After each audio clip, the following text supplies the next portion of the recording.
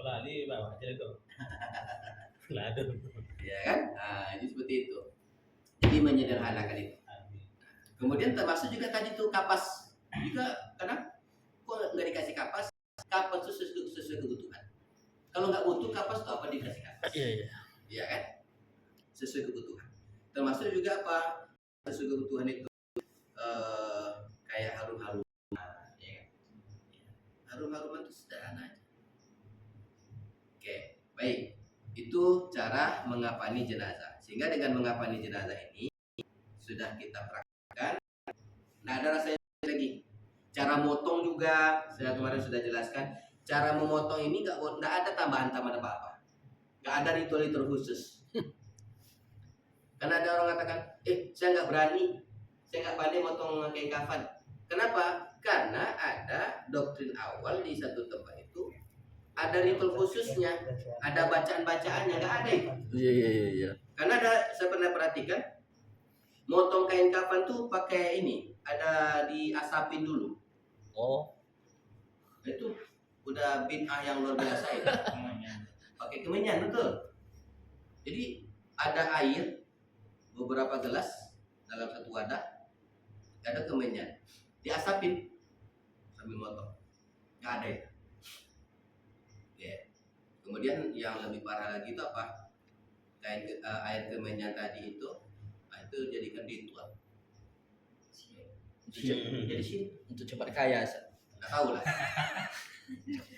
Termasuk juga untuk ritual-ritual yang tidak masuk akal juga, supaya cepat hilang rasa keluarga. Oh. Itu suruh minum kadang-kadang tahu minum kadang bagaimana. Ada yang tanah kuburan dibawa pulang, ada yang kain ikatnya dibawa pulang, karena jadikan jimat. Ada yang lewat di bawah keranda yang ditaruh di bawah rumah itu. Nah, itu tujuannya untuk apa tuh? Keliling, ya Iya. kan? Diangkat 3 kali ya. Naik, diangkat, terus anak-anak semua berurutan, Iya. balik lagi, kayak main anak-anak dulu kan, megang pundak gitu kan. Apa namanya itu? Iya.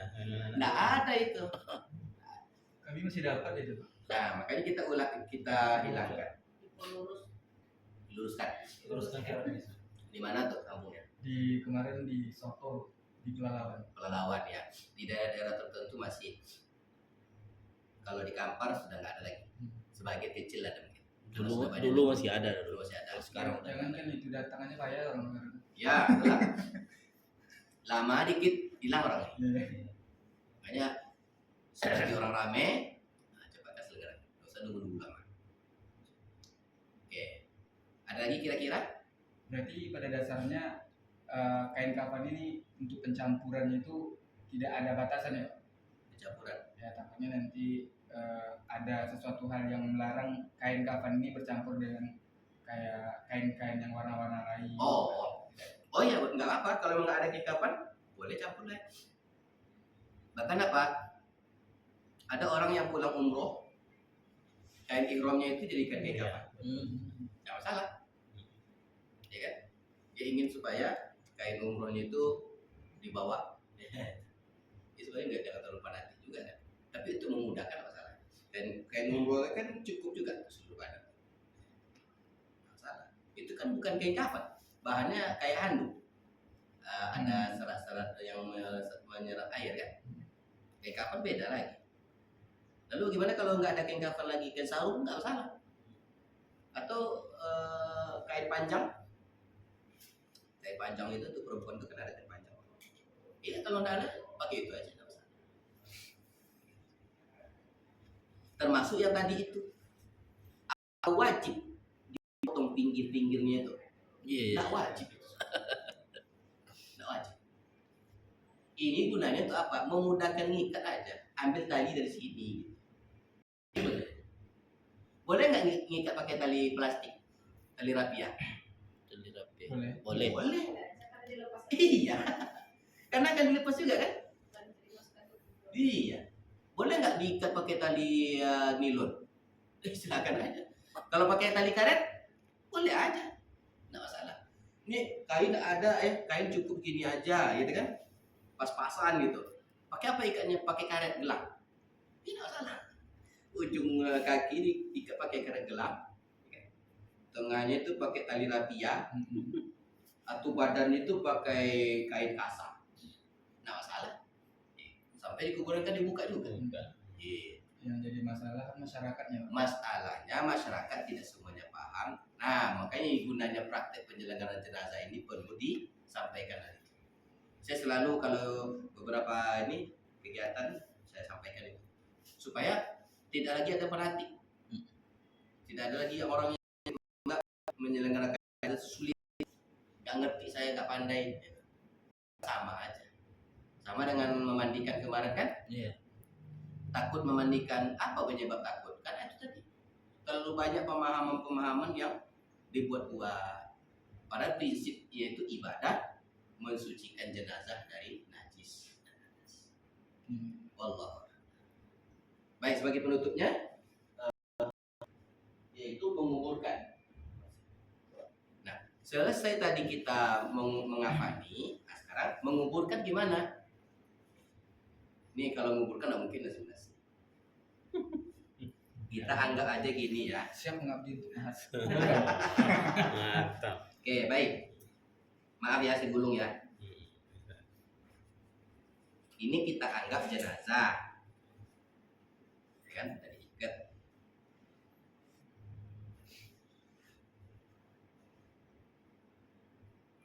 Full. Anggap aja lah.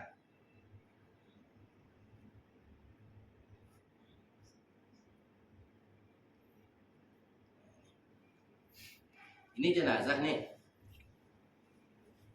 Jadi kuburan itu ada dua istilah di dalam lubang dalam kuburan. Pertama namanya lahat, yang kedua syak. Kalau lahat itu lubangnya di samping, itu lahat namanya.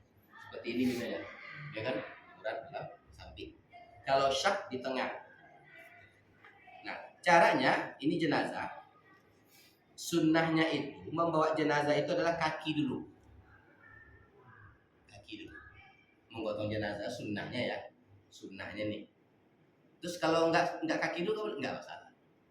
Misalnya kalau di ambulan kan nggak mungkin dapat kaki dulu, kepala di bagian. Kalau kita gotong, sunnahnya kaki dulu Pak. Itu cara.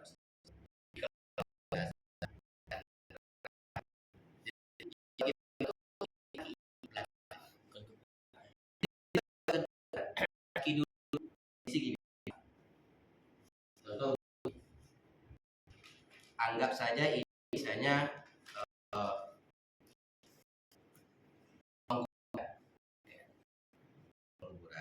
yang afdolnya sebenarnya dari sini di belah sana ya. Ini dia paling kaki. Oh, gitu harusnya. Ulur kaki. Tapi kebanyakan mana? Langsung dua. Nah, kondisi tidak.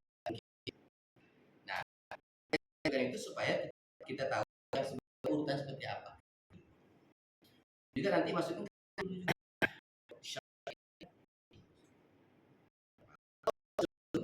cuma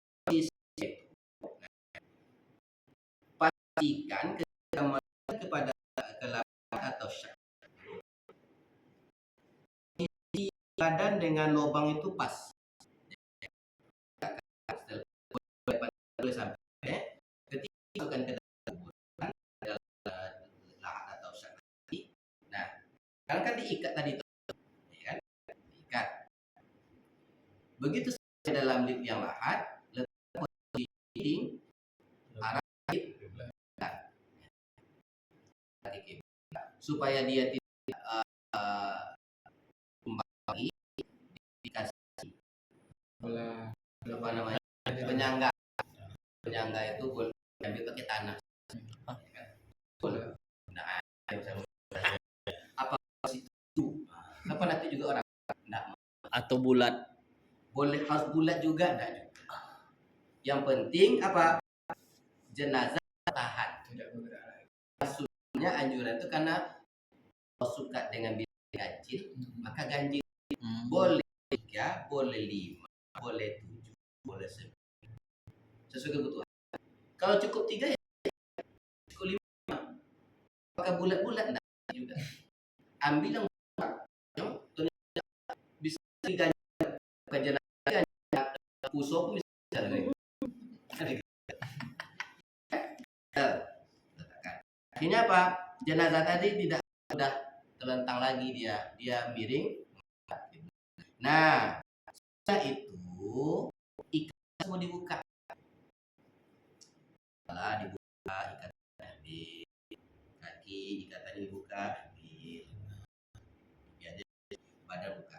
Nah, kemudian muka itu dibuka, ya kan? Buka, tempelkan di Tanah. itu sudah. Kaki juga dibuka, ujung ini dibuka, tempelkan. Kenapa harus ditempel? Supaya dia tulis.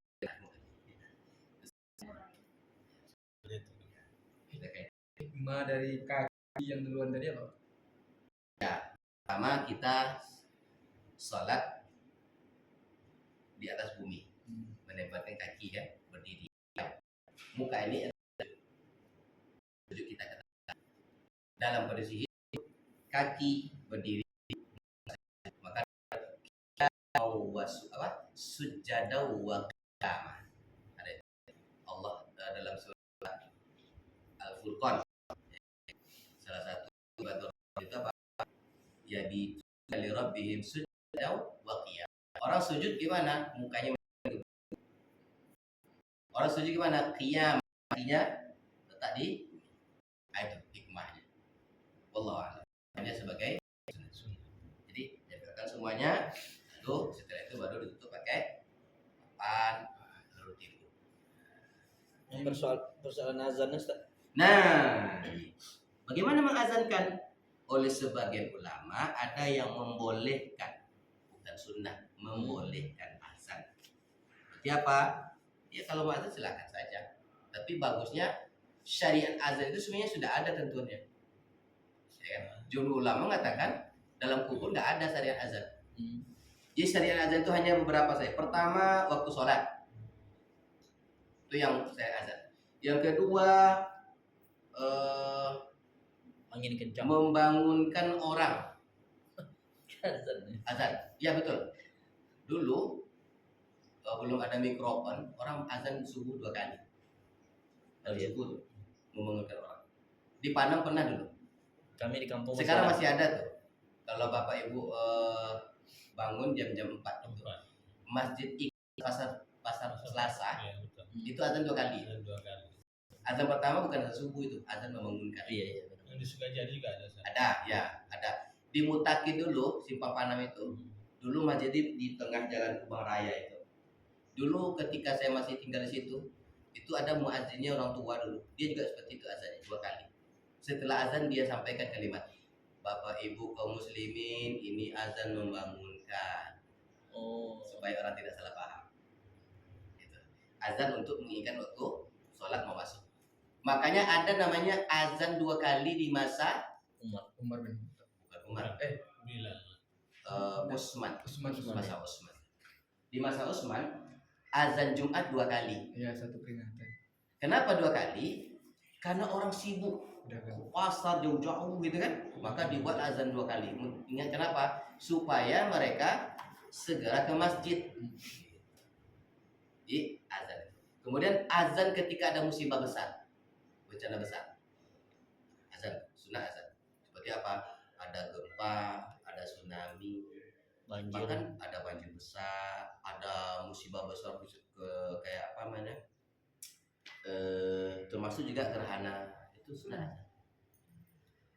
Kalau orang hilang tuh, Orang hilang Oh iya, kan banyak orang hilang dari azan karena boleh, kalau itu musibah besar, musibah besar boleh. itu kalau anak melahirkan tuh gimana? Nah kemudian itu udah berapa tuh? Termasuk menyambut anak laki-laki, anak yang lahir diazankan. Itu aja yang dapat dalam kitab-kitab Taurat syariat. Yang azan ketika dalam kubur nggak ada. Nggak Tapi bagaimana kalau dia membuat ada yang jadikan dalilnya adalah dalil kias. Dalil kias. Kalau Ustaz Somad itu jelaskan dalil kias itu membolehkan. Tapi bukan sunnah, boleh. Jadi hukum itu ada boleh, jawaz, ya kan? Kenapa? Kiasnya ketika lahir diazankan, ketika meninggal pun diazankan. Persoalannya gimana? Kalau laki-laki dia diazankan, kalau perempuan diiqomahkan dong. Itu caranya. Karena laki-laki diiqomah, perempuan diiqomah. Maka ketika yang dikuburkan itu wanita, jangan azan. Gitu. Jadi itu boleh, tapi itu tidak menjadi anjuran. Kalaupun ingin azan saja.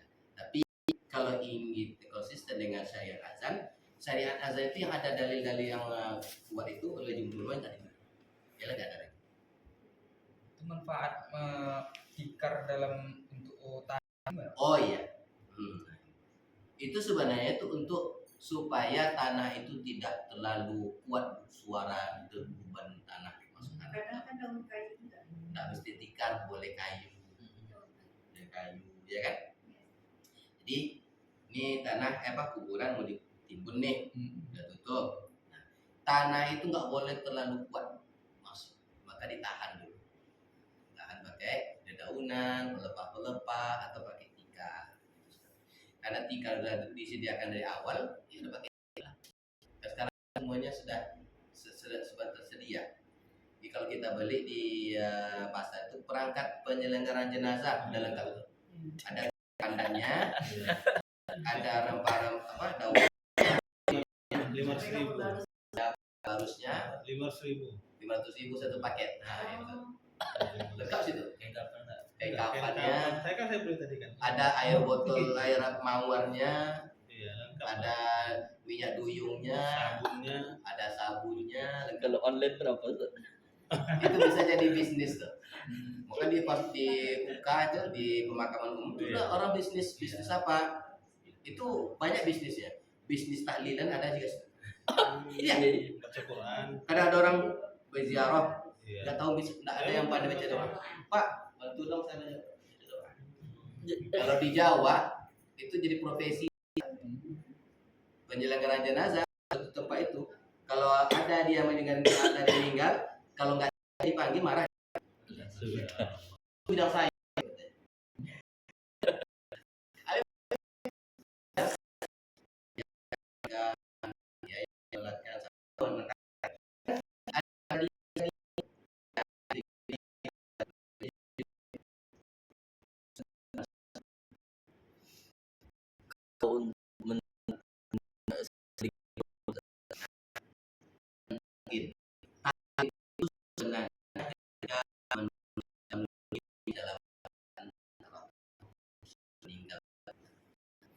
Lalu bagaimana kalau dia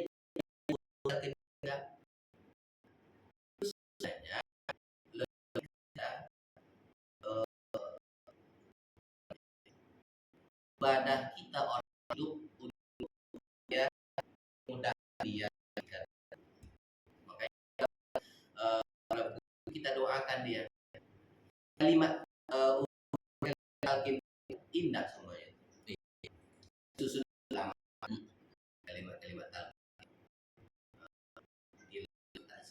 ya roh bacaannya itu adalah dia khusus membahas tentang kalimat talqin kiranya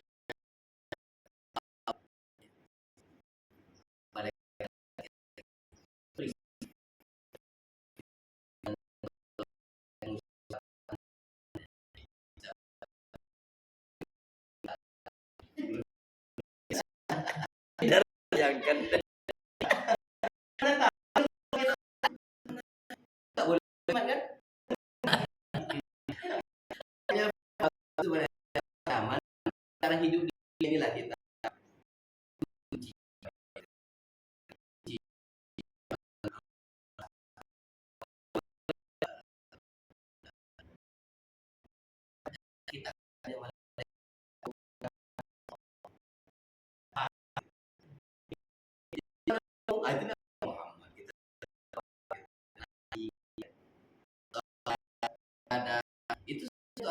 supaya kita nanti ketika tanya akhir kita sudah ini apa jawabannya.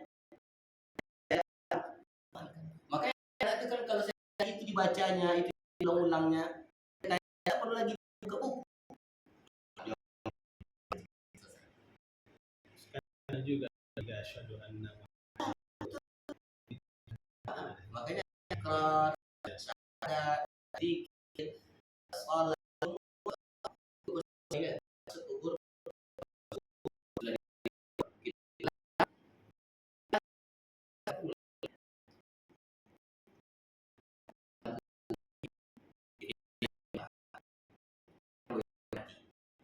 yang hanya terpisah apa bukti dalam kubur manusia yang apa yang kita di bawah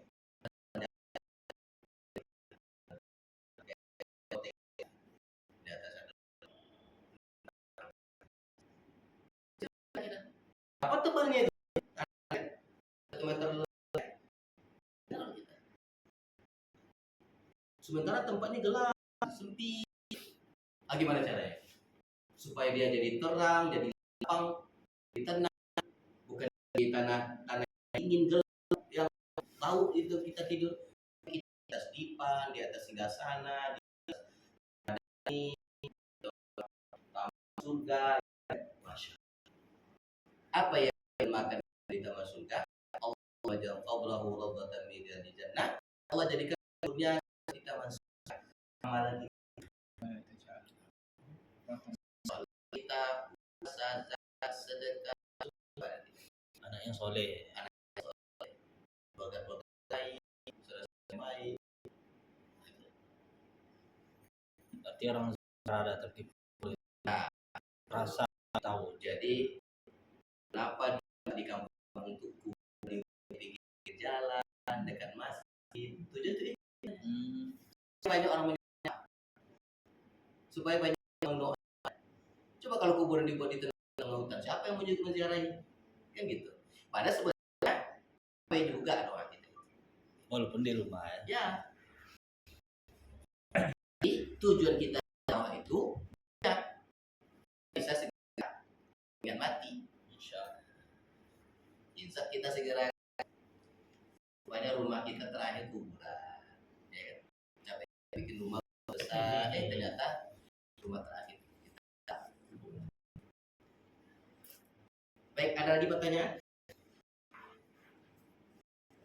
Kalau nggak ada kita Ini pertemuan terakhir.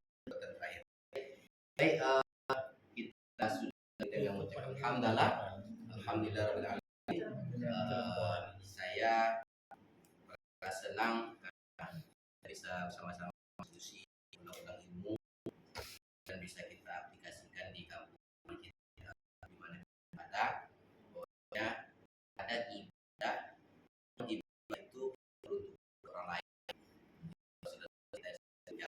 yang dia tidak ibadah tapi kita mewajibkan untuk mereka ibadah itu kesunahan yang menghadap Allah dalam keadaan bersih suci dan tentu Allah.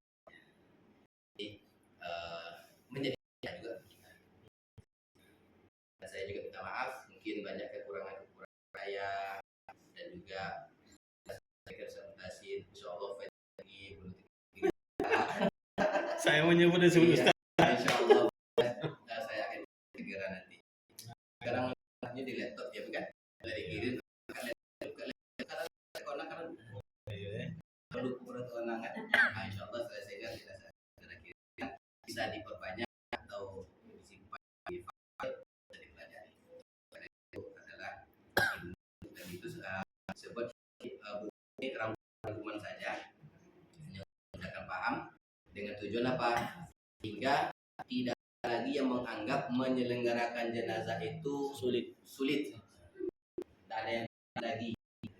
Negara ini juga mau lagi menghadapi jenazah yang kondisi tidak normal. Ini adalah ibadah kita harus laksanakan. Kita jadi menjadi orang yang harus baik sempurna lah hebat itu apa? Supaya kita tidak merasa tidak terganggu, tidak merasa jijik dengan saudara kita. Jadi kadang kita maunya yang enak-enak aja. Berkawan dengan orang yang enak-enak aja, orang yang kaya, orang yang berada. Coba, maka kata Rasulullah apa? Sesekali kita berkawan dengan orang yang tidak punya, dalam keadaan kekurangan, yang ada cacat-cacat, terasa sempurna dia diberikan Allah ujian. Berarti apa? Lebih hebat dari saya. Lagi kalau dalam kondisi sakit, kadang maaf kita, jangankan orang lain, keluarga sendiri. Saya pernah mendapatkan cerita dari kawan juga sebagai penutup testimoni orang tua sendiri.